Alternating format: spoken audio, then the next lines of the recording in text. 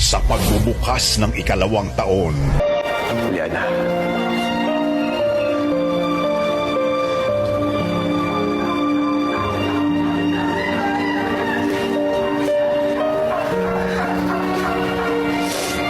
Tata, alam mo ba kung gaano kasakit yung ginagawa mo sa akin? Alam mo ba kung gaano kasakit para sa akin to? Iniwan mo ako. Pinaghintay. Hindi ko nga alam kung babalik ka eh. Tagal kong umasa sa'yo. Kaya binigay ko sa'yo yung buhay ko eh. Binigay ko sa'yo yung sarili ko. Pero anong ginawa mo?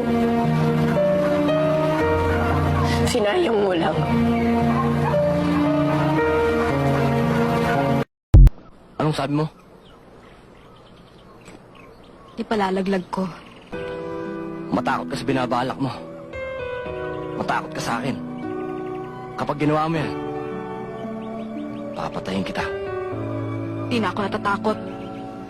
Lalo na sa'yo. Inubos mo na ang takot ko, Narding. Dahil sa Diyos, hindi ka natatakot. Kapag ginawa mo yan, hindi ka mapapatawad ng langit. Langit? Diyos, ha? Ngayon mo lang nabanggit ang katagang Diyos. Ano pinapalabas mo? Ikaw si Dimas? Nag-aambisyon kang makarating sa langit? Sarado ang langit para sa ating dalawa, Narding.